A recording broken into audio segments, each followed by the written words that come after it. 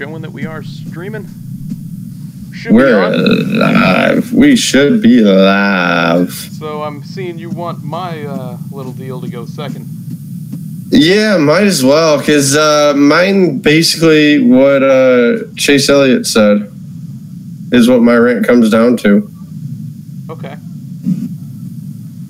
And then, wow, we have all 3 series in action this weekend. Holy shit. I know, it's a damn shock, isn't it?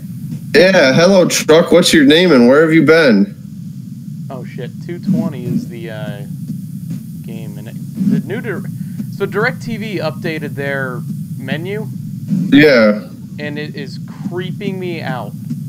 Why is that? Everything is different. It almost looks like the old Xfinity setup. Oh, no kidding.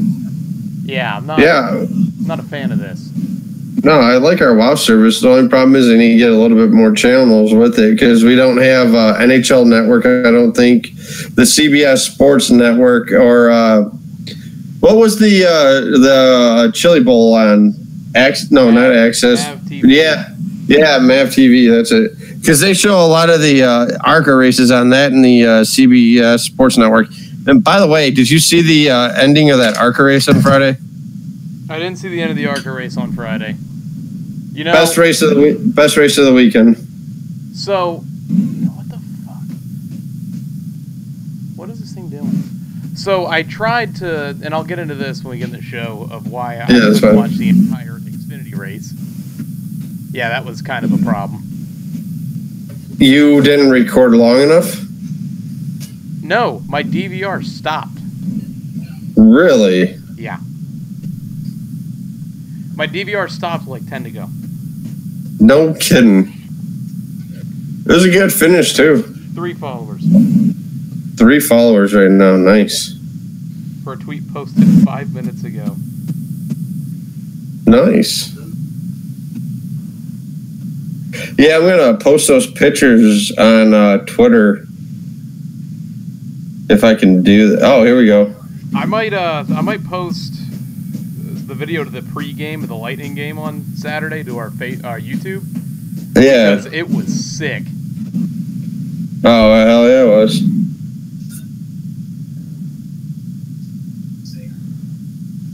I wonder if there's a way I can put multiple pictures on there because I got a ton of pictures today for this thing. And then there's a Zest. Jeff loved that car, the Ricky Stenhouse, the Zest car. Every time it'd come on, Zest.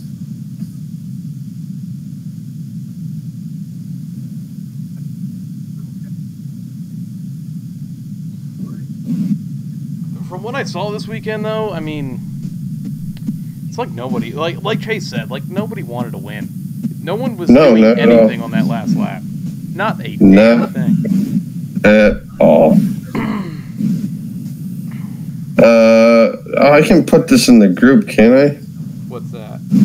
I can do it. Loose Lugs Podcast. Messages. Okay, here we go. Photos. Oh, here we go. Oh, man. Oh, I want to put more photos. Boom, boom. Only 4 pictures I can add? What the beep? Alright, so we'll do this one. Oh, come on.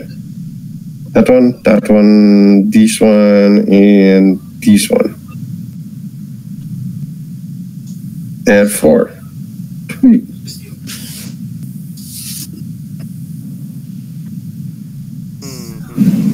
They're loading. It's loading. We're going to share this to our Facebook. Got to get the word out. That's right.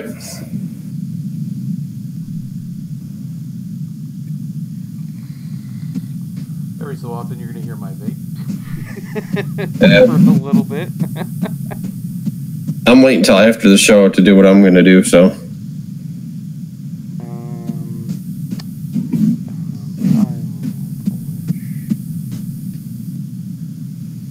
You're just going to do it into the crew? Yeah. Alright, cool, because that's how I'm going to get onto the message board again. There it is. Ta-da! Cucumbered no more. Good answer. Oh, you like that title I threw on there? I thought you were going to put just driving in circles. I was going to put it as NASCAR's easy. Good answer. Oh, you like that title? Oh, there it is. Oh, I got to turn on my light. I was really thinking about putting it as NASCAR easy. NASCAR easy, nice. Where's the live chat not coming up?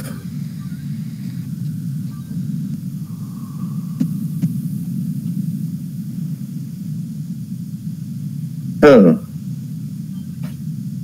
Wonder why the chat there. No thanks.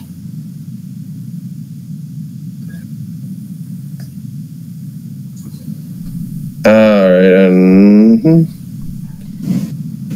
oh boy. What's that? Just a lot to talk about this week, man. It's like an hour and 10-minute episode at the least. It might be a longer one than that. So we'll throw this live here in about 4 minutes. That's fine. 7:30 works for me. So I'm gonna try to get a little fade out on our intro music because for some reason it does a hard fade every time we do it. That's all right. Yeah, we're already streaming. Did you get it, hon? Okay. Just go to YouTube and search our Facebook page. It says Cucumbered No More is the episode. If you want to see my sexy face on your phone. Oh, she just threw her hands at me like, yeah, fuck you too. All right, it's up on Facebook, Twitter. It's up on Messenger, YouTube. Uh-huh. We're ready to go. Couple more minutes, let more people get in here, and we will be all ready. I'm gonna try to send it to a couple of my friends too. This real quick, so you could see what Polish just said to me when I sent him the. Is it gonna focus? Don't read it out loud.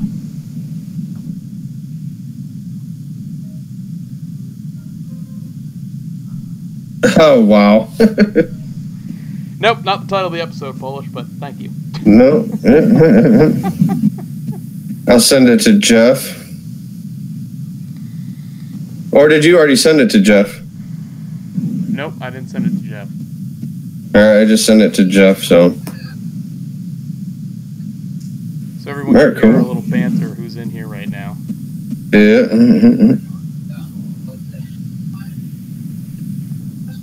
There's the chat. Alright, got the chat up.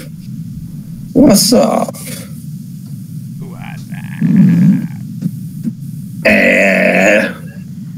Oh, speaking of which,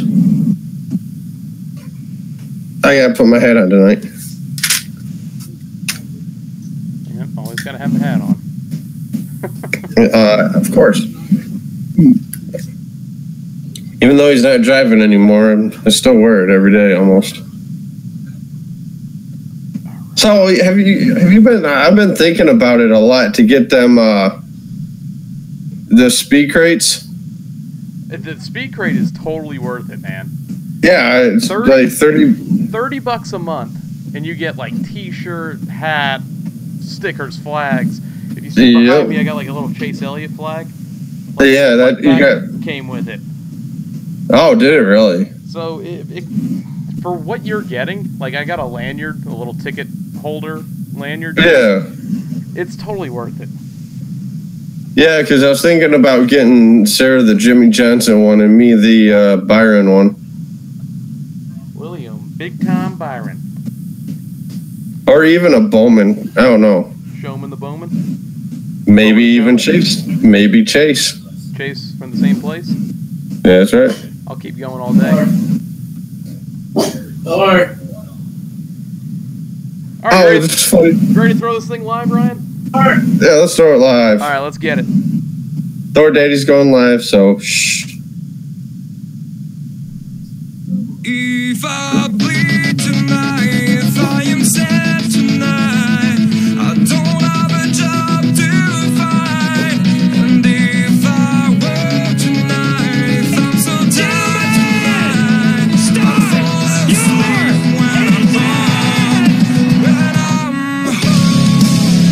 gentlemen, welcome to episode number 25 of the Loose Slugs podcast. I am your host, AJ.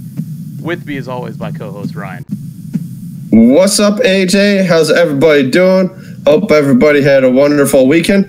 AJ, I know you had a little bit of fun Saturday. Why don't you tell the folks that are listening, watching our beautiful faces on this podcast, what you did? Man, we went to game one of the semifinal, Eastern Conference semifinals at good old Amalie Arena in Tampa, Florida. The Bruins, my Bruins, as you can see, come out on top, 6-2. What? Wow. Okay. All right. My Alexa just decided that she was going to talk randomly during the show. Hey, special guest on the blog podcast, Alexa. I think that my house is haunted at this point.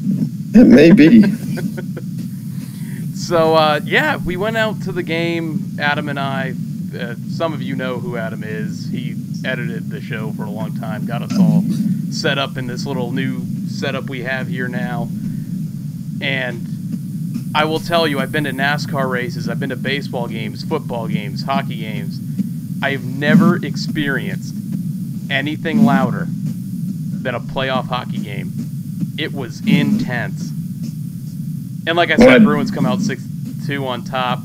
And before the game, they do like this little pregame intro, and it's all on the ice. And I've got a video of it, and I want to post it. I'll probably post it on our YouTube page later on, just so people can get an understanding of what I'm talking about. I've never seen anything like it. It was an awesome experience. And I wanted to go to Game 5 if the Bruins were up 3-1, and last night they lost to be down in the series 2-1, so I'm not going to Game 5. Maybe you should go to Game 5 because the only game they've won is what you were at. So stop giving me bad decisions. I'm just helping you out there. Bad intentions there. But when is Game 5 is the question. Sunday, 3 o'clock. Ooh, Sunday at 3 o'clock. Please don't talk me into it. Oh, I'm not talking you into it. You're going to Daytona. You're going to Five Finger and Breaking Benjamin. So yeah, dude, that Live Nation deal, $20 this week. You get like 2,000 events or $20 tickets. Yeah, I'm trying to find that too. Hopefully, when's that end? Tomorrow, Friday? It ends on the 8th. The 8th. Today's the 4th. Next week, that Live Nation $20 tickets. AJ and his girlfriend are going to Breaking Benjamin and Five Finger for $20. Sarah's mouth just dropped like, yep, good. Smart Tony. Tony tells me to do it. No, I will not do it. I will not go to Game 5. I only wanted to be there if they were up. I feel like I feel like if they were to lose Game 5 and like down in the series 3-1, it'd just be too bitter for me, I guess would be the best word to put it. All right, here's another question for you. What about Game 7? Ooh. If they come back to take it to Game 7, would you go? Ooh, I think it's on a Thursday. If necessary, Game 7 is on a Thursday. So your boss seems like a cool guy. Always playing Fortnite and everything. He seems like a cool cat. You'd understand why AJ's not here on Friday. So Tony says he's jelly because I got to see my team go in the second round. Well, we only got there by beating your team in 7, Tony. So, it was in doubt for a little bit. Hey, I've seen my favorite race car driver, both of them win in person. So, hey, never been to a Red Wing playoff game, but been to OHL with Ontario Hockey League playoff game, couple Viper playoff games. But, yeah, like you said, man, playoff hockey, definitely where it's at. I think seeing my favorite driver win a race was pretty sweet, too. So, speaking of getting into racing, what our podcast is all about, I got a phone call yesterday from DIS, Daytona International Speedway. Really? And I now have my own personal ticket consultant, event consultant. Really? So this guy calls me and introduces himself as, I've already dealt with this guy before and getting tickets in the past, but his, I don't know if they're doing it for everybody, and that's just what they're saying, but he introduced himself as my new ticket manager / consultant, I guess would be the name for it. Oh, no kidding. I really just think he's trying to talk me into going to more races and spending more money with International Speedway Corp, but... Oh, yeah. International Speedway Corp is something working. else. It's making me feel professional.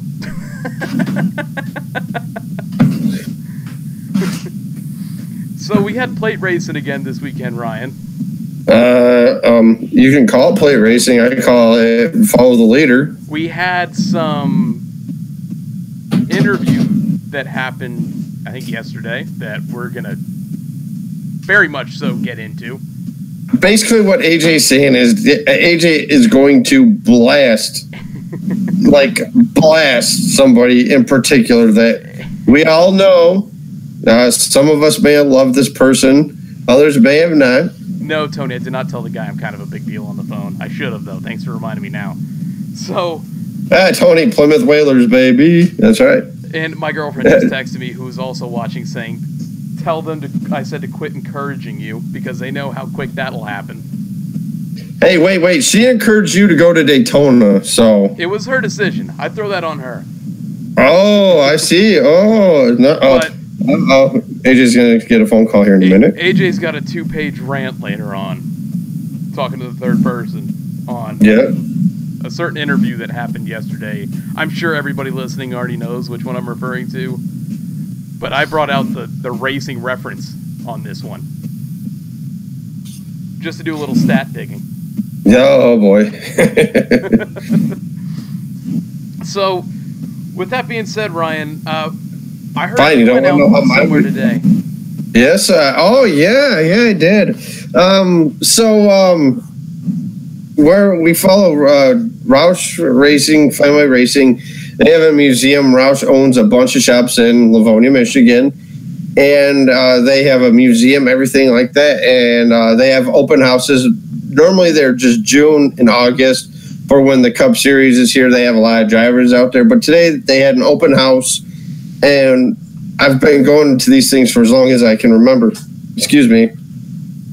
They finally had the trophy room open, and they had all these helmets signed by the drivers, all these trophies. I posted a couple of pictures so far on the podcast page. Very, very cool stuff right there to see these trophies in person. I know my Facebook picture at one time was in Victory Lane at MIS. With Sarah and I as the Pure Michigan 400 trophy. But it was pretty cool to see that. And then walked around the museum again, looking at the cars, entered some contests. They had sales. I got a Ryan Reed diabetes T-shirt for $5. Old Stenhouse Best Buy shirt, which was pretty cool for another $5. So pretty cool stuff. It was free to get in though, and plus waiting for June. We haven't heard anything yet on who's going to be out there, AJ. But I was talking to one of the gentlemen out there by the cars. He's thinking that Kenseth is going to be out there with Ryan Reed in June, and in August it will be Bain and Stenhouse. From the sounds of it, because you said you want me. Yeah, in August. Yeah, you wanted Stenhouse to sign or Jack. I forgot one of the two, right? Stenhouse, yeah. Yeah, you want Stenhouse to sign it? Yeah, it's fine. Yeah. So yeah, I can only. I've got that Stenhouse first win at Talladega, and I got a couple paint pens. Oh, nice. So I'm still trying to decide which color I'd like to see it signed in on the windshield. Well, the fifth, I do silver. If you got a silver. Well, I've gone through because I'm trying to kind of match the paint scheme a little bit. Yeah. With it, and that blue. The paint pens pop on autographs. So what I'm trying, I like the orange one though the best, and there's no orange on the car, but I think the orange one looks the best. So I'm still on the fence about it. Tony in the live chat. Eats popcorn story time with Ryan. That's right. Right, sorry. But yeah, I think it was Saturday. Sarah and I go out to Friday night. We go out to Target. The Larson win at Michigan last year, which I was there, but I remember him winning. But that's about it. But got that car. I think the Ryan Reed car as well. And there was a couple other cars. And then Saturday later on, we go to Walmart. I finally see William Byron car, so I picked that up, the little 124th Or no, it's 64 scale, the smaller versions. And then hopefully get them signed sometime down the road. You were saying to me the trophy room's never open to the public. Yeah, the trophy room has never been open to the public. I think this is the first time they've done it. I think the only reason why they opened it is to try to get more people out there because, A, there's no drivers out there. Jack wasn't out there. Any old drivers of his coming back for, little publicity or anything like that. So, they finally had it open. It was definitely worth going. I mean, we were there for, 25 minutes? Maybe a half hour, 45 minutes, give or take. But it was cool just to see the trophy room open like that. And I got one. It was the Jamie McMurray Pepsi 400 one. I don't know if you were at that. I wasn't at that one. The one I went to, Stewart won on a race that started at 11 o'clock, and I left the track. You left the track when that happened? Oh, man. Yeah, I think it was 2005. Yeah, so 2005, and I was in the hospital. I had an abscess in my throat. Fell asleep. I woke up. One of the nurses is checking my vitals and everything like that. I'm like, "What time is it?" She's like, "It's 1:45," and I see 5 laps to go. Hey, I'm up in time. And she watched a couple laps and she's like, "Oh, that's pretty cool." She's like, "I gotta go," and I'm like, "Yeah." Checking my vitals, making sure I'm alive and breathing, which is good. Hey, got stopped for NASCAR. Maybe you're breathing, right? Hey, exactly. I'm always breathing. But I think we should get into Gas and Go this week because we got a lot to talk about in this show this week. Yeah, yes, we do. All right, let's get into some Gas and Go. Let's talk about the Talladega weekend. That's a mouthful.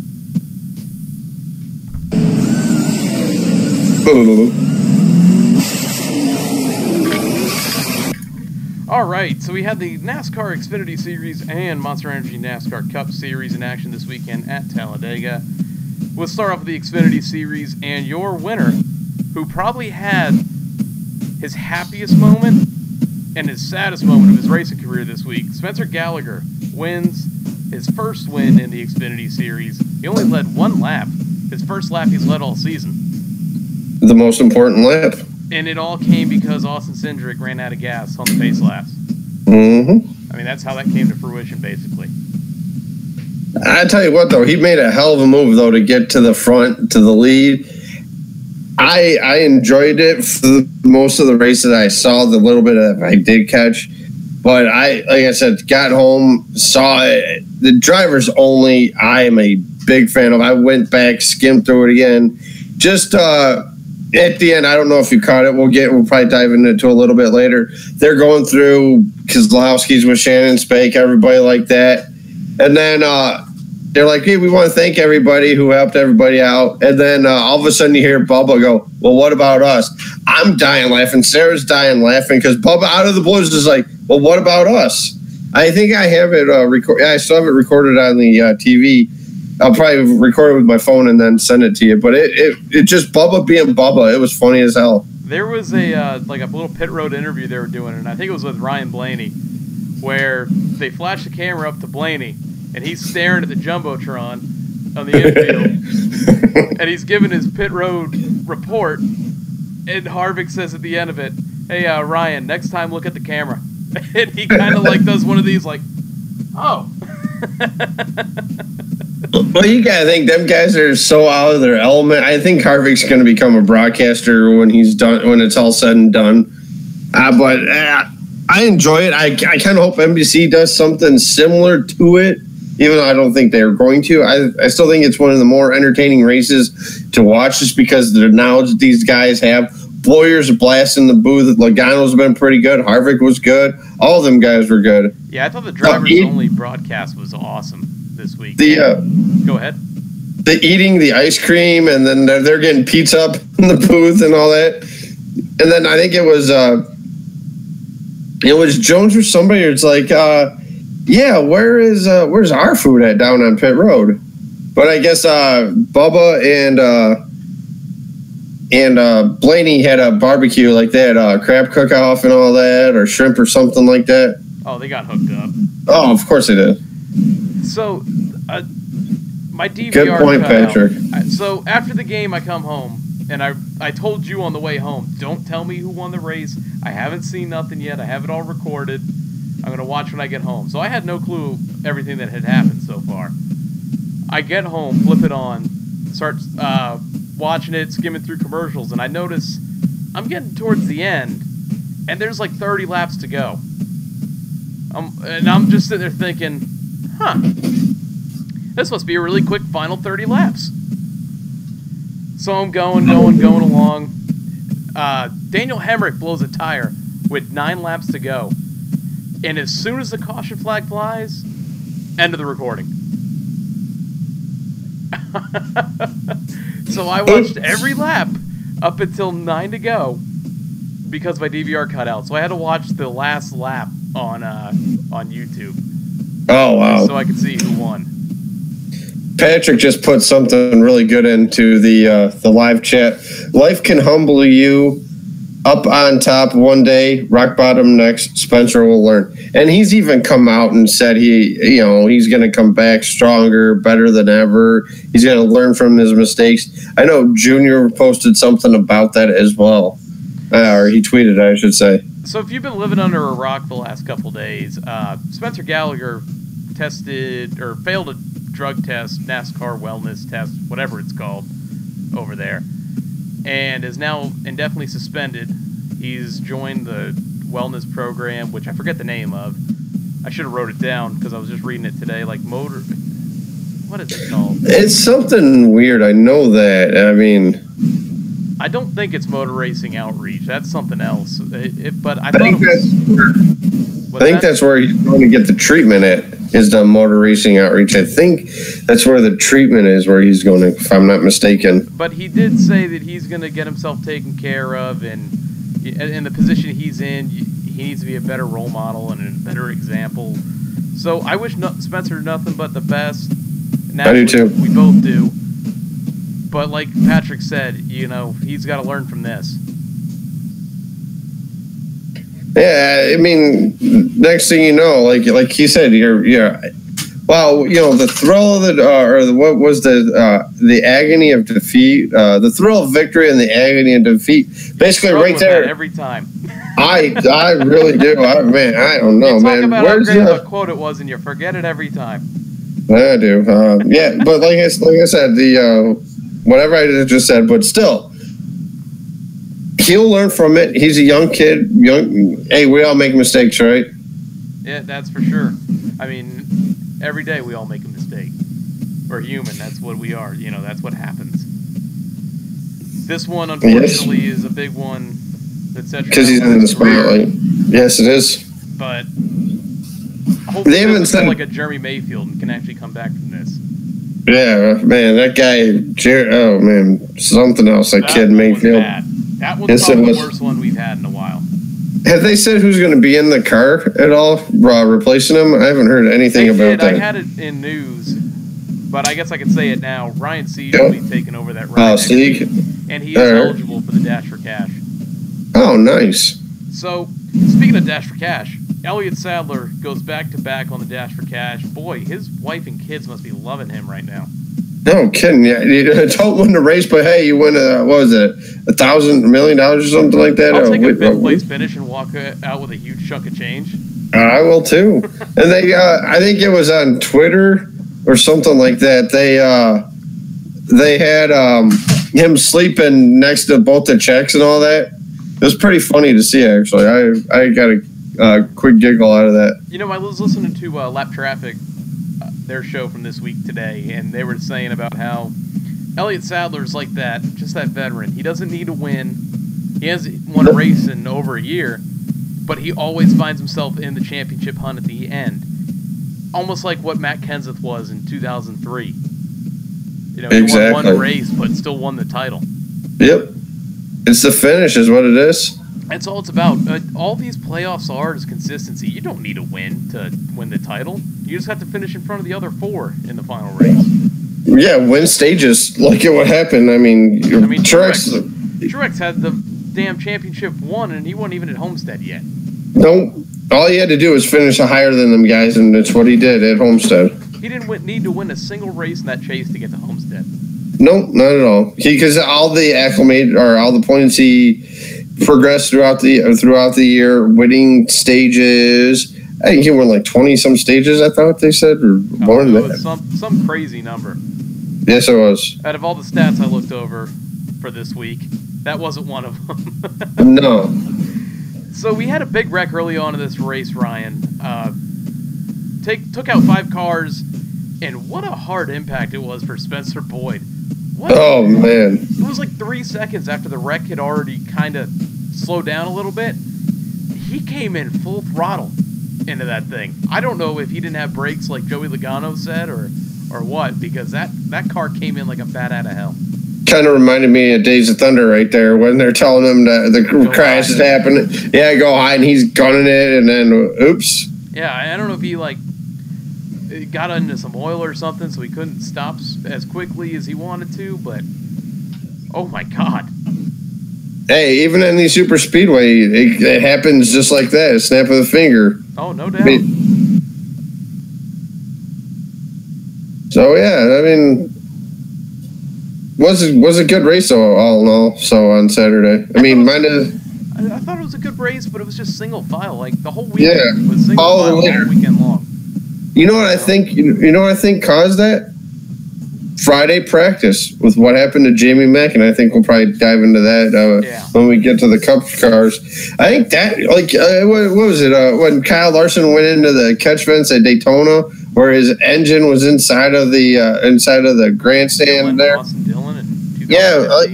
It's like you see those as drivers on. You're like, I don't know if I want to go all out. You know, even though we're racing for a championship, I think a lot of them guys saw that Friday and they're like, "Oh, why is this what Sunday's going to entitle?" Well, we saw Sunday how they raced it. We're going to dig into that here in a little bit. So, a pit penalty cost Ryan Truex and got him involved in that big wreck. And it's ironic that they were just talking about Bubba Wallace was just talking about what got Truex back there to begin with. And no sooner they're on his in-car camera, the entire, like, his whole, from his position on, all wrecked. And they just get done saying how much pit penalties cost you here because it puts you back where you really don't want to be, especially when the big one happens. And ironically enough, no sooner it's said, half a lap. Every Daytona 500, it always seemed to happen for Mark Martin. The times Junior didn't ever won a 500. Something would happen on pit road, not that they're doing, they'd be in the big one. Or they'd be up front and they go shuffle back. Every time you see them shuffle back, this is when the big one's going to happen. When the big one's, and then it did. I'm like, it wasn't meant to be your day then. Nope.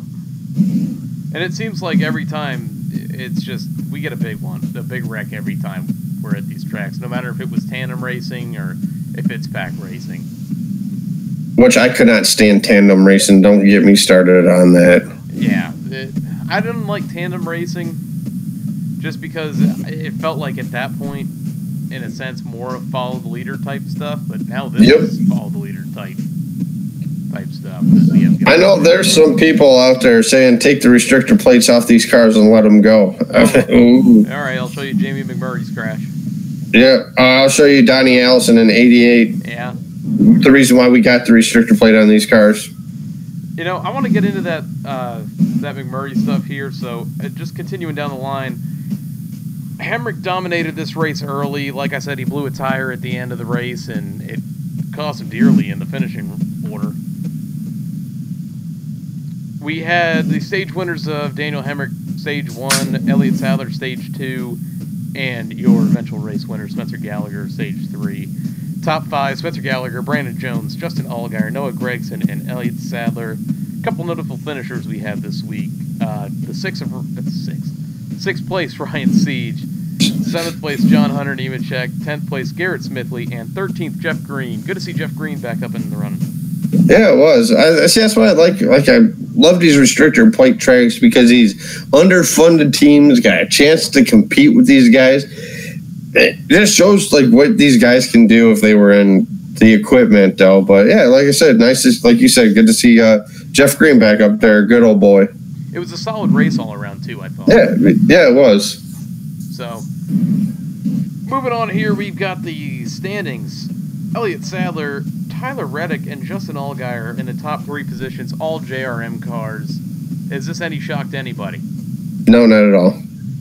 I don't think so. That JRM program that they have there for the Xfinity Series is, it's second to none. That it is. Continuing on with our standings, Christopher Bell, Colt Custer, Daniel Hemrick, Spencer Gallagher, Brandon Jones, Ryan Truex, Matt Tiff, Ryan Reed, and Ross Chastain. Your next race is Saturday, 1:30 p.m. Eastern from Dover on FS1. Austin Dillon. Austin Dillon's in the booth, by the way. Oh, is he? That's going to be weird. Yes, it will. I don't think I've ever heard him on a broadcast before. I think he's going to gloat about his Daytona win. Oh, I won Daytona. I won Daytona. He's going to be like Patrick Reed and still wear the green jacket. It could be. Hey, nothing wrong with wearing a green jacket. If I won the Masters, I'd be wearing a green jacket. But I'm telling you, he hasn't taken that thing off since he won it. It's only been, 3-4 weeks? It's been longer than that. I mean, it's been it's been over a month now, I think. I thought because I think the Masters, maybe it was a little bit less than a month. Yeah. I think the Masters was like the 13th through the 16th or 17th. It was you know how we had the national championship of basketball that Monday. That following Thursday was the Masters. Oh, so it was the first week of April. Yeah, the tradition like any other. So this weekend we have the Truck Series back in action. Finally, after over a month off. 5 weeks, I think it is, they've been off. They're racing way too long. They're racing tomorrow at 5 p.m. Eastern on FS1 at Dover. That's going to be fun to see the trucks at Dover. This is kind of different because usually on this weekend, I believe they're in Kansas typically. Yeah. So it's cool to see all 3 series back at the same track to kick things off again for the rest of the season for the trucks. Especially with the trucks going at 5, like you said, 5 o'clock, I think is what it is. 4:30, 5 o'clock, somewhere around there. It's only a 200 lap race, so it's a quick race.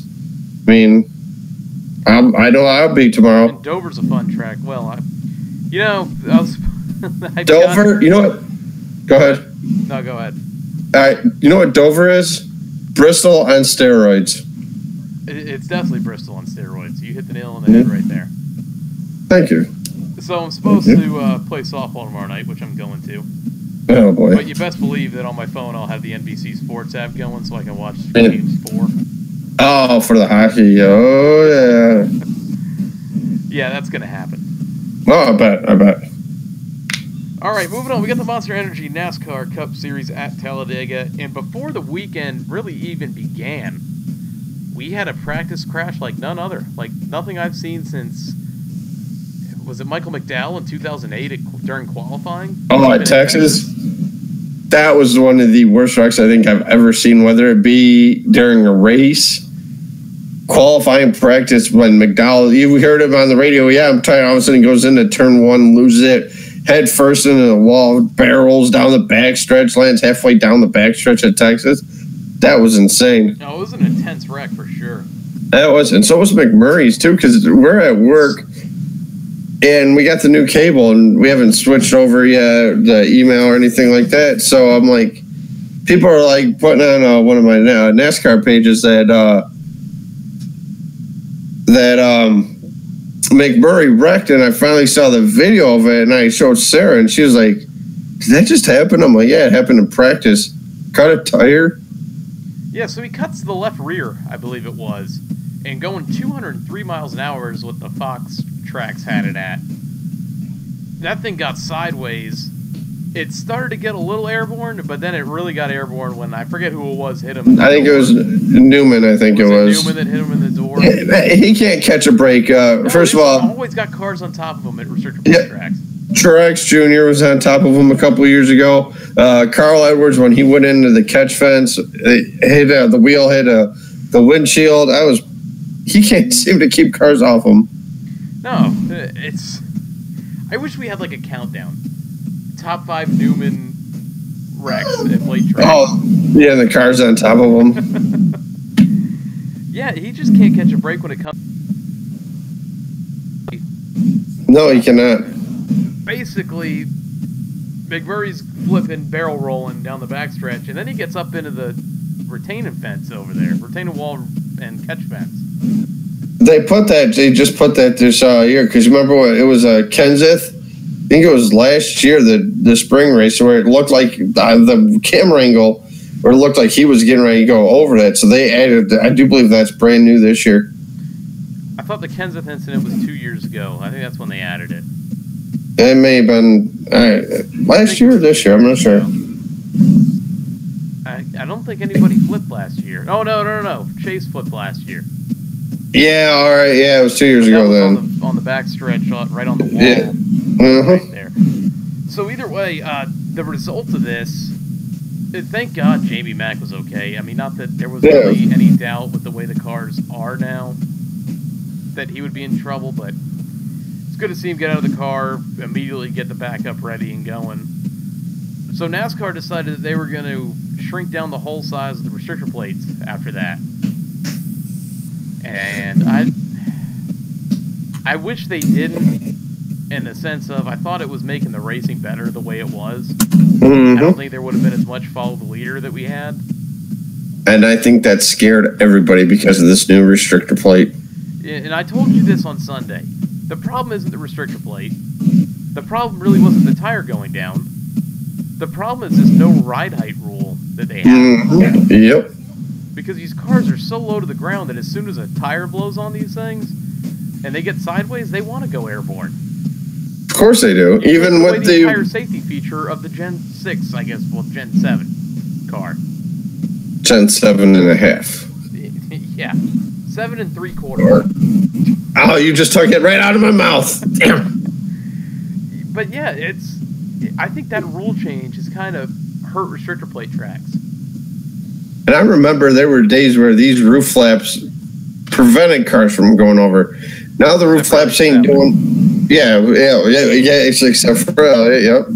But these roof flaps aren't doing their jobs, like you said, with how low these cars are to the ground. As soon as they get sideways, they want to get up in the air.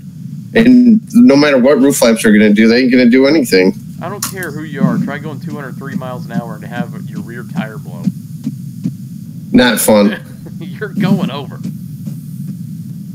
That'll be a bad start to your weekend. Yeah, you're gonna. Although he did run pretty good on Sunday. Yeah, up until he got taken out in the big one. So, moving on. Joey Logano, your winner. And if you see the title of this show, Cucumber no more, because this race was legit. Yes, it was. Both his teammates were out in that last wreck. Granted, yeah, the Fords were working together, so... But hey, great win for Joey. Glad to see him back in victory lane. And they posted a picture, I think it was on his Twitter page and Penske, that it was him and his wife and their son in victory lane. And he put a tweet out there. He's like, I'd never been so emotional in victory lane after seeing my son in victory lane. And I thought that was cool right there. Is that his first time his son's been to victory lane? Yes, it was, because he was born prior to Daytona, I thought. Gotcha. So, yeah, because she was pregnant when he won at Richmond, and then they took it away. Dun, dun, dun. But they ain't taking this one away, that's for sure. No, they're not taking this one away. That car was good. This car was all the Penske cars. All the Fords. The Fords were really dominant this weekend. So, it was a tame race. A lot of fun, like we've been saying. Like you said, I might think Friday played a lot into it and how safe these guys were running. There was no aggressive moves. No, not at all. Up until the last lap in the tri-oval. Yeah, 100 yards away from, or maybe 300-400 yards away from the finish line. Yep, let's try to make our move now. And I don't want to get in your rant now, but I'll go out and say that Chase Elliott wasn't kidding when he said it's like no one wanted to win. Where's everybody at? I thought you were in it to win it. Not I'm gonna be happy with second. I'm gonna be happy with third. I'm gonna be happy with 15th. Woo! Yeah, we're gonna get into that with your rant a little bit later on, but yes, we will. I couldn't have put the words any better myself. And there was something too that really got me about this race. What's that? Is they were saying that a fuel window was, I think, 40. The way they got the stages played out here, where like if the fuel window opened, everybody was half the field would come in, then half the field stayed out, And then that half of the field came to pit road and all that. There's something about it I didn't like. Like, it split everybody up. It was like you said, follow the leader. I just didn't like it.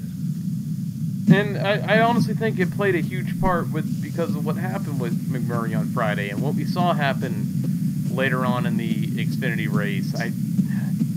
Man, it just seems like they were scared shitless out there. Yes, they were. And drivers wait too long at plate tracks to make moves. And no kidding. I mean, that's the problem we have now. Patrick, keep listening. My rant is all about that. Actually, screw it. I'm going to do it now. Here we go. Why? All right, thank you. All right, anyways. Why wait to the last lap, half a lap, to try to make the pass for the win? I say 10 to go, you go for it. Obviously, yeah, you know you want to make that perfect move. I know it's the last lap. You can do these last lap passes. The ARCA race, if anybody watched that, it was a one-lap shootout. Great side-by-side. It was the closest race in ARCA, or finish in ARCA history. Great race. But why? If I'm the second place guy, I got to wait for the guy 3rd or 4th or 18th to make a move before I want to make my move. No. Like Larry Mack said, reach up, pull them belts back one more time. Let's go. Boy, go. Saying that. I do too. That was my favorite. Larry Mack. Boogity, boogity.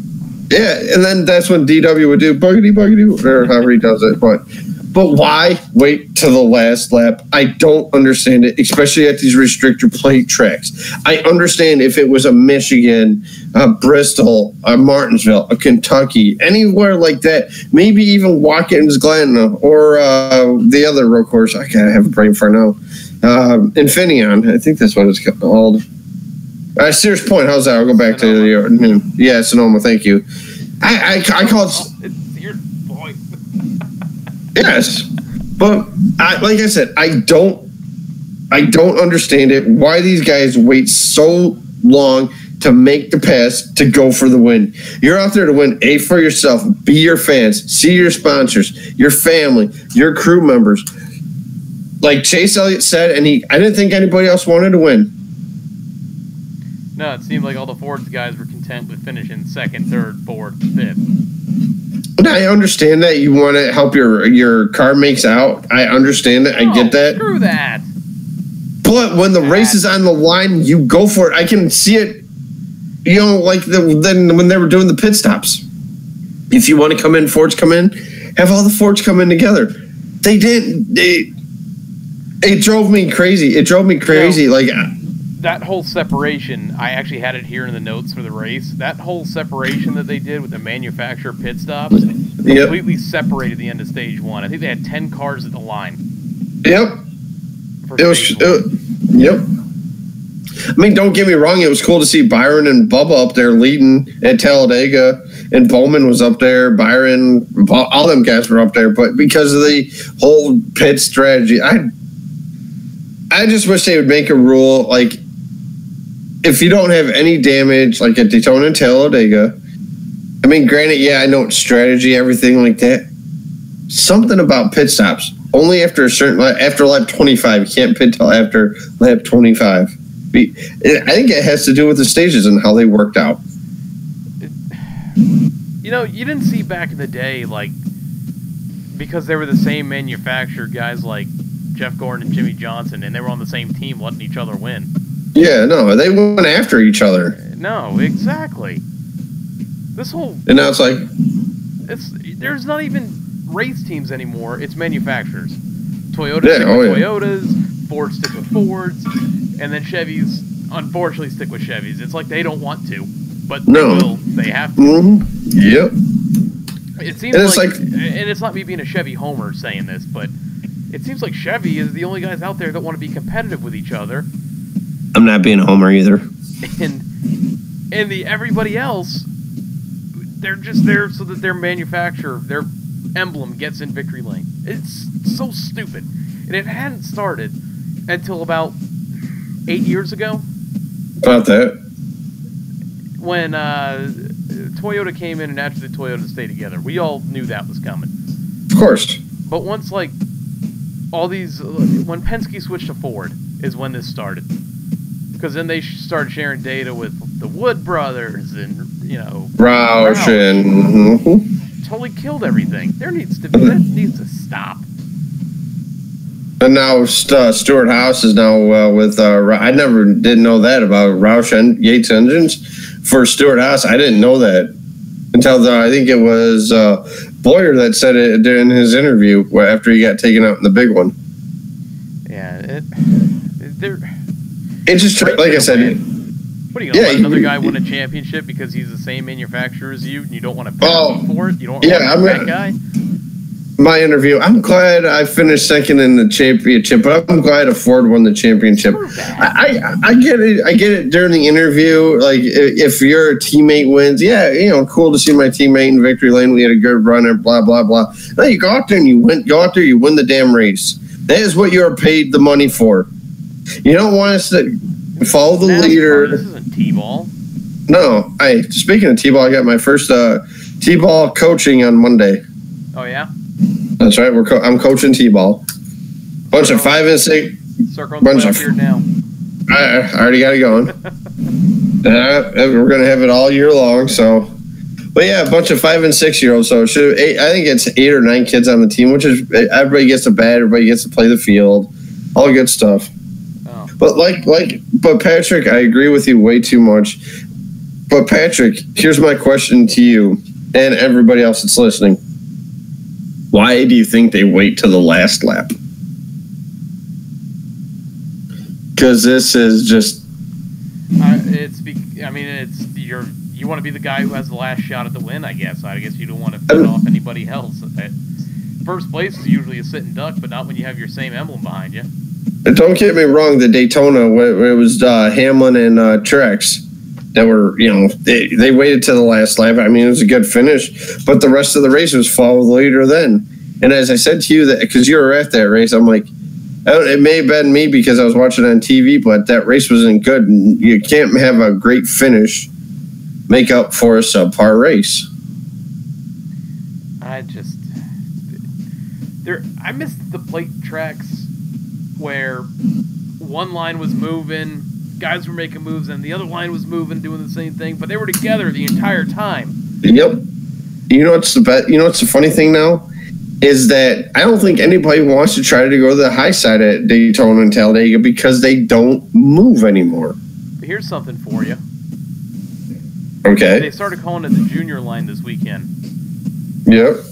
I think it was Boyer who was calling it that. It seemed like everything was fine when it was Junior being the Pied Piper, leading everybody around, follow the leader style. Mm-hmm. But now that it's not Junior doing it, now everyone's annoyed with it. Exactly. I mean, hell yeah, I loved it when I was a junior, like last year and years before when Junior would do it because I was a Junior fan.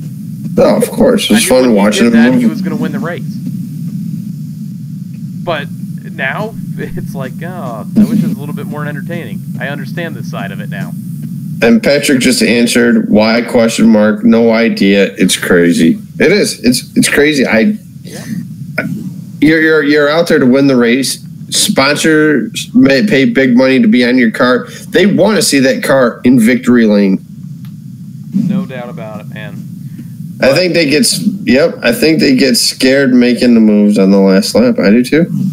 Well, let's continue on with our race recap. Yep. We had a big wreck in the middle of stage 2 in between Bain, McMurray, Brandon Jones, Truex, Larson. Brandon Jones. Good race cars. Or Eric Jones. It was a crazy weekend. Yeah. They're driving the same Brandon and Eric. Yeah, I mean, at least. So at least you got the last name right. Yeah. So Trevor Bain really didn't do well in his first race since them announcing Kenseth coming over for Kansas. No, not at all. McMurray. I mean, granted, got into each other on that one. Yep. Granted, Bain had nowhere to go. I don't. That's not on Trevor, but it didn't look good or didn't sound good. Was it not ironic hearing over Truex's radio? Hey, the 1 car and the 6 are about to wreck each other. And sure enough, that exact moment, There they go. They wrecked each other. I listened to Radioactive because I missed it on Tuesday, but all of a sudden you hear Truex go, "God, I hate this bleeping track." And I'm like, continuing on with this stage, there was a lot of torn up race cars, but how awesome was it to see the 21 win a stage without? Yes, it was. I tell you what, Menards fit pretty good in that car. I mean, at first I'm like, but no, he's run good, and until he got taken out in the second big one, the biggest one, I should say. He was running good. He had a top 5 car. Easily could have won the race. Oh, well, maybe if they decided to be ballsy about it at the end. I think with what was his last one? Brickyard? The Brickyard back 2015, 2015. Yeah, so it's been a while. It's been a while. Oh boy. So, like you said, we had the bigger one late in the race. It started with Johnson and Byron, which I thought Byron got up into Johnson, but that wasn't the case. It was all the air. And it was crazy that they both spun the same way without ever making contact with each other. And here's another reason why I think this race was follow the leader. I'm glad we brought this up right now. Byron got up, yes. Johnson, they made no contact. There's a little bit of room. The air got. I think that's why these guys aren't racing. They know how bad these cars are. Yeah, it's like they're on ice. Yeah, it seems like something just popped up on the screen. So, but no, like you said, I think they're afraid to get into it. They're afraid to go after it. So, because of what happened with Johnson and Byron. Yeah, it's like that wreck alone though was crazy, just because it took out a lot of the front runners of the race, like Keselowski, Boyer, Menard. I mean, among others. Menard, like you said, was in it. Bubba was in it. Bubba rebounded, though, I think, didn't he? Yeah, again? Yeah, he had a decent finish, but Byron was taken out. And it's crazy to think that it only seems like it's the Hendrick cars that do this at plate tracks now. And it started in 2016. Yep, when Junior out of turn 4. Chase, both same spot. Yep. I mean, the Hendrick cars have no luck coming in and out of corners at these tracks lately. They do not. But I think that's going to change this weekend, so. I think it is too. I think you're thinking the same thing I'm thinking again. Or vice versa. Let's just get down to your stage winners. Stage 1, Kurt Busch. Stage 2, Paul Menard. And your eventual race winner, Stage 3, Joey Logano. Your top 5, Joey Logano, Kurt Busch, Chase Elliott, Kevin Harvick, Ricky Stenhouse Jr. Of your notable finishers, how about 6th place for David Reagan? Yeah, I liked it. They had him on. On his radio. I forgot who he was talking about, and he was like, "If you want the top 5 finish, follow me, or I'll get you up there." And I thought that was cool to hear him say that. But if I'm David Reagan and this underfunded team, don't you want to go out there and get that win? I know Reagan, and I had him as my dark horse too, by the way. That was a good pick. Thank you. I'm not going to say about my winner. Oops. I'm looking back at mine. Hey, my race winner finished 3rd, and my sleeper was Almirola. Did he get involved in any wrecks? I thought he was involved in the big one. I know there was a lot of cars involved in it, so. Well, moving on with your notable finishers, 11th place was Chris Buescher. How about a run for Chris Buescher finishing 11th, top 50? Good run. They needed that. Yes, they did. 15th was Ty Dillon. Ty. Solid run. Hey, where did Austin Dillon finish? I don't have him on here, but we'll talk about him here in a second. 20th place. No way. 20th place was DJ Kennington. Canadian, all right. I don't know. Did he have the Humboldt logo on his car this weekend? I know he had it. I don't think he had it on this. Your standings, and this is where we're going to talk about a little bit of Austin Dillon here. Kyle Busch, Joey Logano, Kevin Harvick, Clinton Boyer, Kurt Busch, Brad Keselowski, Denny Hamlin, Ryan Blaney, Martin Truex Jr., Kyle Larson, Eric Almirola, Alex Bowman, Eric Jones, not Brandon Jones. Jimmy Johnson, Ricky Stenhouse Jr., and Ryan Newman. And how about 17th in the standings, Austin Dillon? Your Daytona 500 winner. Not looking good. No, but he's already guaranteed a spot. He's guaranteed a spot as long as he doesn't fall out to the top 35, which I don't see happening. I don't see it happening either, but I'm just saying. 17th in the standings and he won Daytona. How would it be if we had a race winner? If we had 16 different race winners, 17, and Austin Dillon was the odd man out. Well, with the way this season's going, I don't think that's going to I don't happen. think it's going to happen either. So, too many three-peats. Yep. All right, who's the next to get a three-peat? Joey Logano, maybe? I mean, screw it, right? It could. He runs good at Dover. And he once flipped here. Yeah, at Dover. Yes, he did. I remember that. He once flipped at this track. Yes. So, that pretty much... your next race. Whoa, Sunday, 2 p.m. Eastern from Dover on FS1. That FS1 this weekend? That's what I thought. I think this is the stretch where they go to FS1 because they got Kansas, which is... Actually, that might be on Fox, I think, Kansas, which is the night race. And then the All-Star race and obviously the Memorial Day weekend festivities extravaganza. Greatest race day ever. Yep. F1 starting early in the morning in Monaco. Love it. Then I do too. I mean, there's not much passing, but as I play that in the F1 game. I suck at that game, man. I like turning left. I don't like this. Slow here, go here. Oh, what the? I can't cut the corners. What is this? Wait a minute here. Yeah. You have the Indy race and the Coke 600. I mean, yeah, Indy 500. Great day of racing. Good old IndyCar. But let's get into some tire rub, Ryan. We got a couple news items to cover this week, and let's get into it. Let's get it. Left side. Pull this left rear fender out, left side. All right, we already said that Ryan Siege is going to take over for Spencer Gallagher. The second news item I have, NASCAR bought ARCA this weekend.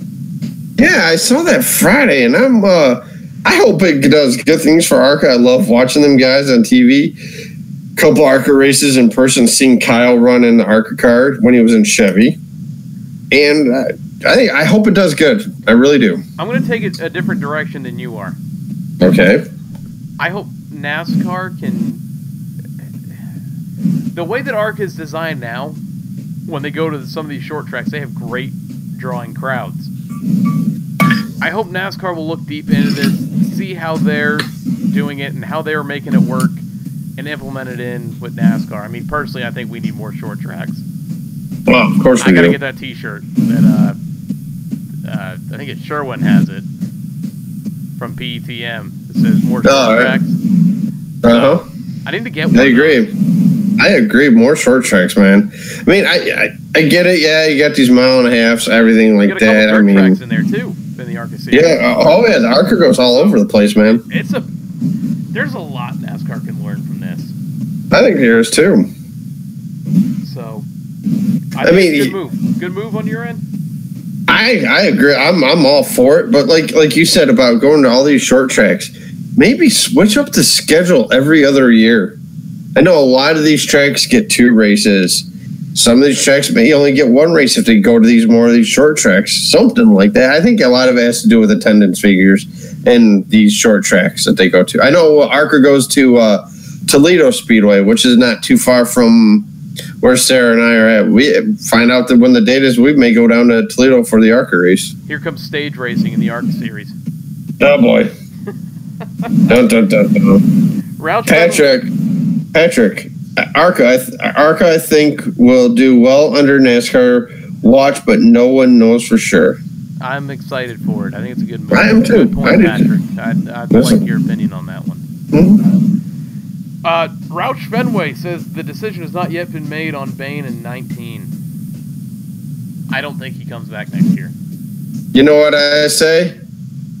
What's that line that Vince McMahon always says? Or the president? Welcome to the Kiss My Ass. How does the president do it when he was on that show, The Apprentice? I mean, what's the difference? You're fired. He always Kiss My Ass Club. It's the same thing. Yeah, pretty much. Go kiss pavement, asphalt. Yeah, I don't see Bane back next year. I don't either, so I'm not surprised by it. We had a new Earnhardt born this week. Yes, we did. So, Amy Earnhardt, Dale Jr., they had their little girl born this week. Good news. And kind of ending this on a somber note, just so people know we didn't forget about this, we just wanted to put it towards the end of it. James Hilton and his son passed away this last Saturday morning. Car accident. It's pretty sad. Very sad. So thoughts and prayers are out to their family. Yes, they are. So Ryan, what do you think we get into some social media update? All right, social media time. All right, we are up to 461 downloads on Podbean, iTunes, and Stitcher, 170 followers on Twitter, 58 likes on Facebook, 16 subscribers on YouTube. A couple new follower shout-outs this week. We have Ralph at Ralph_Hibbard. We have Brenda at Mamuff41 and Ken at KGlark53. Podcast shout-outs. We got the Lap Traffic Podcast, the PTM Racing Podcast, which they're going live right after us at 9 o'clock over on their channel. Make sure you go check them out. And if you haven't already, give them a follow, subscribe, set your notifications, and all that good stuff, along with everyone else we're about to list here. We have the My Opinion, Therefore Fact podcast. We have the All Turns No Brakes podcast. We have the Bump and Run podcast. Right Sides Only Radio, the Motor Mouse and Creditcast, and the NASCAR Opinion podcast. Some places you can find us: Podbean, iTunes, Stitcher, and YouTube by searching in the Loose Lugs podcast. Make sure you give us a subscription and a follow. Set your notifications so you know whenever we go live and post a new episode. On Twitter, we are at Lugs Podcast. Don't forget, at 200 followers, we are giving away the Daytona program package. On Facebook, we are the Loose Lugs Podcast. And I think I'm going to do a Facebook giveaway here after we're done with the Twitter one, just so we can get our Facebook page uploaded. All right, yeah, definitely. You can follow us on our personal accounts, myself, Twitter, Grey Goose F150, and Ryan, what is yours? Our Rancola 88. And now we get into the Ryan/AJ rant segment. Before I go, Ryan, do you have anything you want to say? It's not really a rant. With this ARCA thing, I think with NASCAR getting it, maybe they will show more ARCA races on TV. Maybe these short FS1, maybe even FS2 can pick up some of these short tracks. Get these people seeing these short tracks that you never see, like at Toledo. There's a couple at Nashville Speedway, all these other speedways. Hopefully that's a reason why they did this as well. Yeah, I think getting it off of MAV TV, not everybody has it. And you move it on to like an FS1 or a Fox Sport or a Fox Sports. Maybe your local, like a Fox Sports Detroit here. I don't know what it is down in Florida. Is it Fox? Florida and Sun Sports? Yeah, there you go. Something like that along those lines. And make it live. Yeah, make it live. Races live. I don't want to see them, days after it's already happened. Like NBCSN does the K&N races. Those are fun to watch. I enjoy those. So, here we go. Go for it, AJ. All right, hold on. Before AJ goes, I'm going to let the floor go to AJ. I know he's got a lot to say about it.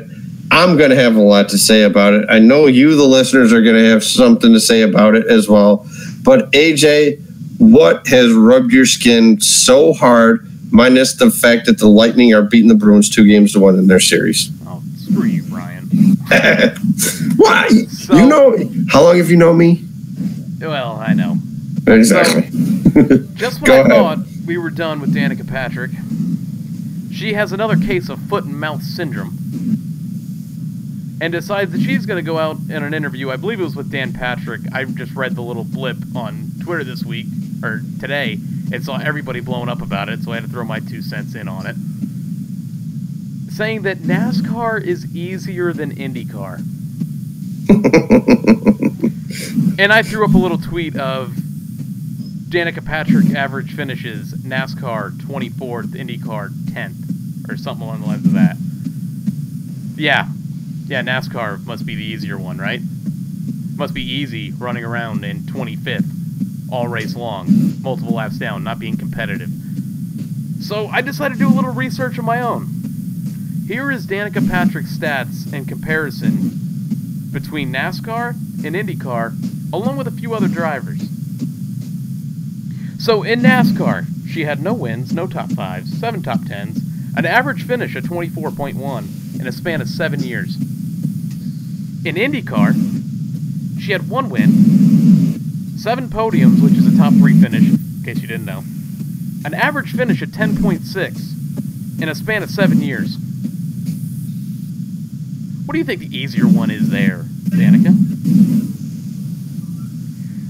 I decided to compare this with Tony Stewart, and I just bear with me on this one.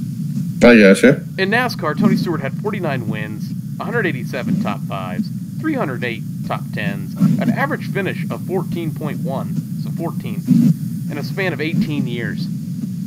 Before he got into NASCAR, he was in IndyCar, and here's his stats in IndyCar. 3 wins, 7 podiums, an average finish of 10th, in a span of 5 years. And I know what you're going to say. Well, Tony Stewart's a Cup champion and all that. Great. Let's dig it a little deeper now. Let's go with Juan Pablo Montoya. Juan Pablo! In NASCAR, he had 2 wins, 24 top 5s. Those 2 wins both at Watkins Glen and Sonoma. 24 top 5s, 59 top 10s, an average finish of 19.8 in a span of 9 years. So we're going to compare this now to his IndyCar/kart stats because they didn't merge until, I think, 2000. Yeah, it was 2000. So, I missed the kart cars, by the way. Those were cool. Go ahead. I'm not counting his F1 career because we're comparing IndyCar to NASCAR here. All right. 15 wins, 26 podiums, an average finish in both series at 9 and 10.4. I'll just say that's 10, an average finish at 10th, in a span of 7 years. Which one do you think's easier there, Danica? I'd go even further with one more driver, Sam Hornish Jr. Oh. In NASCAR, and this is all Cup Series, I didn't do any Xfinity Series here. No wins, 3 top 5s, 12 top 10s, an average finish of 25.3 in a span of 10 years.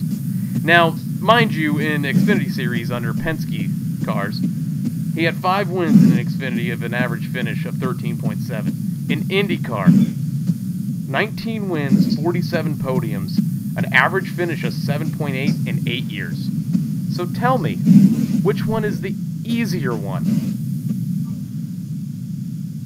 Now, Danica. I don't want people to think I don't think IndyCar's hard because I've got to say, those dudes, balls of brass, man. Mm-hmm. I mean, I would much rather be in a NASCAR stock car than an IndyCar. Safety-wise, speed-wise, I'd feel much more safer. But the fact that you're going to go around here and say that NASCAR's easier, it must be really hard to pace the field. Mm-hmm. I don't know if you have anything else to say on that, but that's the research I did on it with the closest thing that we can compare it to. You know what the part it's making me laugh, actually. It really is. Look at what Eric Almirola is doing in the same car that she was in last year. Granted, the seat's probably a little bit different, stuff along those lines. But look at what he's doing in that car to compare to what she is. I think when she came to NASCAR, she was in way over her head. She stayed at least 3 years in the Xfinity Series, run more races, and then came up to Cup. She jumped ship way too easy. NASCAR, I think there's a couple others that thought she was going to come in and the attendances were going to skyrocket. They didn't. And as Patrick said, racing is hard no matter what series you're in. There's no doubt about that. Yeah, there's no doubt about it. When I read that this morning, that rubbed me the wrong way. She said, Tony posted a video in our crew about how oh, here in IndyCar, you have to have the belts tighter. In NASCAR, you didn't have to have them as tight. Something about the helmet, this, that, the other thing. It's like, shut up. Go out there, run the best race you can to your abilities, probably 20th. Be relaxed in 30th, 6 laps down. Of course. Just because you're dating Aaron Rodgers doesn't mean you have to act like him. Don't get me wrong, no discredit here. I think Danica's a great IndyCar driver. I do too. You know, for what the pressure that she had to overcome and all that, all the criticism, she's great for IndyCar. Yeah. Wasn't so great as a NASCAR driver. Goes back to IndyCar this week for her final race. And I hope she does well. I mean, don't get me wrong. I really hope she does well. I hope Ross Indy 500. I do too. Or Hinch. I don't think it's this weekend, actually. I think the Indy 500 is in a couple weeks. Memorial Day weekend. We just talked about it. This week. They're practicing, and then they have the Grand Prix of Indianapolis where they do the road course there. But you're someone who spent, what did I say, 9 years? 9 years? Yeah, on the NASCAR circuit? 7 years. 7 years on the NASCAR circuit. Yeah. And you also spent 7 years in IndyCar, and you're going to turn around and say that NASCAR is easier? GTFO. Maybe she has beef with how she was, why she was forced into quote-unquote retiring.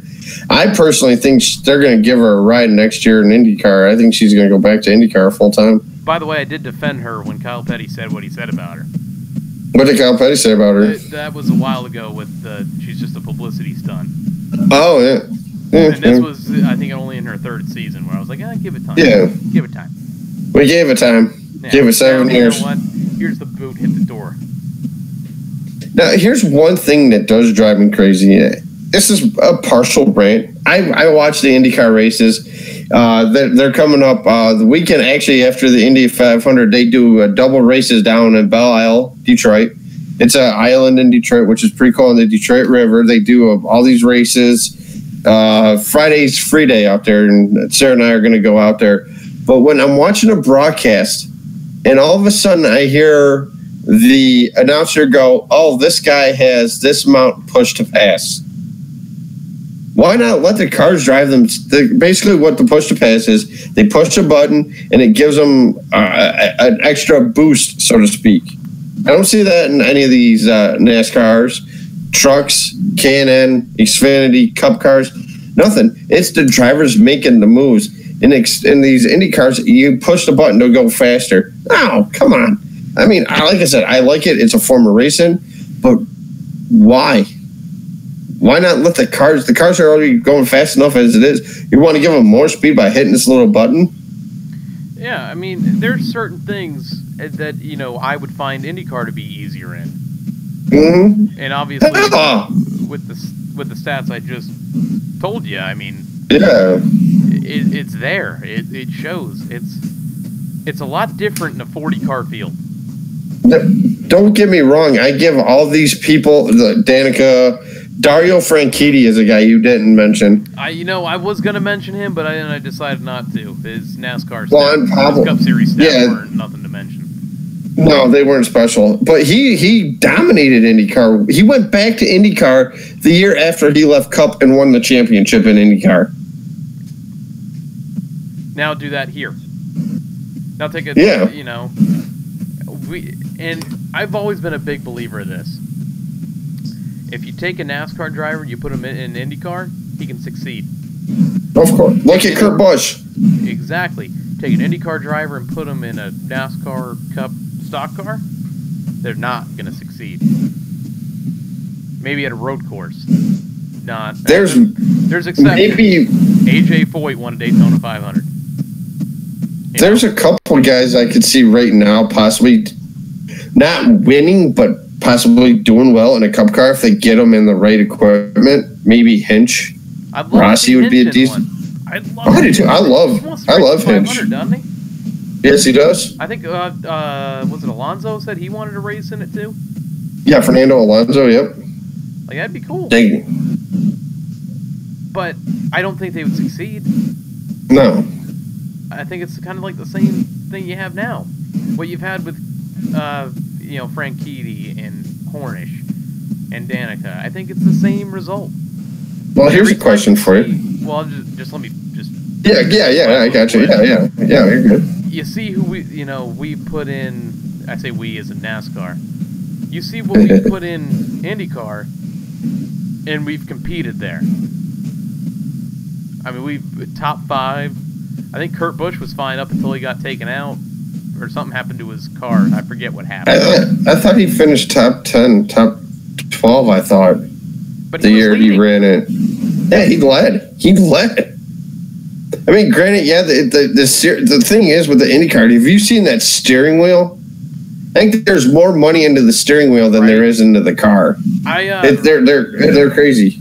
Earlier, I wanted to look this up just to see what the difference would have been. I looked up Danica Patrick's laps led on her career and Alex Bowman's. Danica Patrick in 7 years had 64 laps led. Alex Bowman in 5 years, 290 laps led. Alex Bowman, really? Yeah. Well, he led 194. Maybe it was a little bit less than that. I mean, it might have been like 264 or something like that.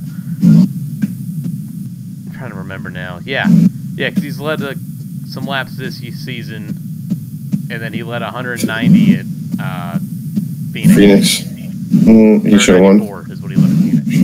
He should have won. But I mean, that's going to show. Bowman for half of his career was in bad equipment.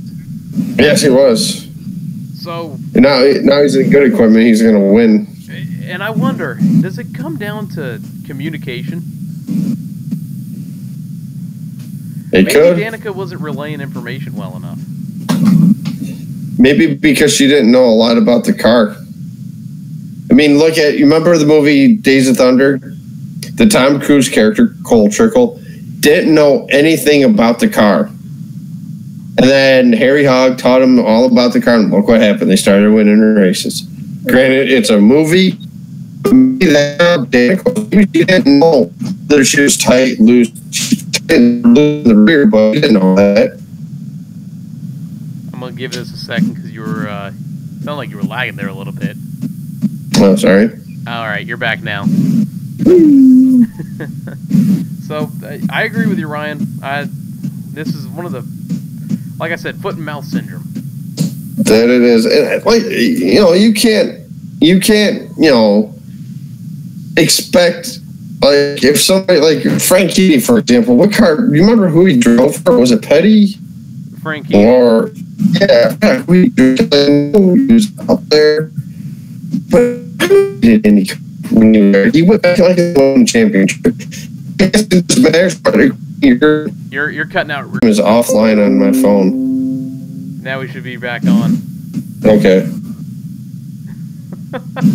Yeah, we'll find out. I think we're back. I'm not positive, but I think we're back. There we are. Hey. Are we still here? That was wow. That was bad. Yeah, it was. Oh, the fun of a live show, everybody. Right. So, all right, let's since we don't know what's going on now, let's get into our picks. If you want to do that, the white flag.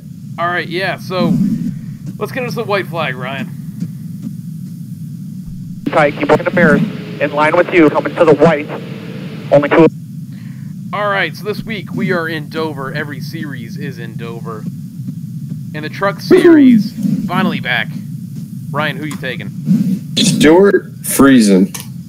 Well, nice pick. I picked him a couple weeks ago. Yep, I was watching Todd Bodine on Race Up, and he gave me some good pointers, so. What's that? Wow. Bodine helps me out. All right, I'm taking the 21. Taking Johnny Sauter. Yeah, you won it last year. All right. Take him again this year. All right, we go to the Xfinity Series. I'm going to take the 00. I'm going to take Cole Custer. I knew you were going to do that. I'm going to take the 16 of Ryan Reed. I just bought the shirt, so go get him, Ryan. In the Cup Series, Ryan, who are you taking for the win? Good old 7 time. Give me the 48. He breaks out of it. He breaks out of it this weekend. The track he's dominated, he's going to win. The fiance's shaking her head no, even though she's a big Jimmy fan. But he will win this weekend. I guarantee it. All right, well, I'm glad you did that because I'm going for 42 with Kyle Larson to win this weekend. All right. And I'll go my dark horse. Give me the 12 car as my dark horse. I'm taking the 48 of Jimmy Johnson as my dark horse. What the hell? I could do that. That's legal. No. Whoa. I can think of a dark horse. Whoa. All right. He performed this year. He is a dark horse at this point. All right, it could be. Good thing they're not at Daytona or Talladega. Right? Oh, man. I think we're going to have a fun weekend this weekend in good old Dover, Delaware. Bristol on steroids. Every time there's a crash, it comes right back down to you, so watch out. So, Ryan. Yeah. We've hit that end, the point of the show. Pretty interesting one this week. Yeah, especially with the lagging there. Hey, nothing can go wrong if it's live. What is an episode of the Loose Lugs podcast without some technical difficulties? It wouldn't be an episode then. It would be perfection. All right, Ryan, we've hit that point. Why don't you go ahead and hit everybody with it? Hey guys, I hope everybody has a wonderful weekend. Let's enjoy some Bristol on steroids, Dover, Delaware. We will see you guys at the track. Have a great weekend, everybody. So special thanks real quick, Patrick, Tony, everyone who participated in our chat tonight, everybody for tuning in and listening. Go head on over to the PTM Racing Podcast channel and make sure you check them all out. Everyone have a fun and safe race weekend, and we'll see you in the next one. Memories are all inside you, and you never make them back. I can feel that you're in through the world that you're not mixing. Yeah.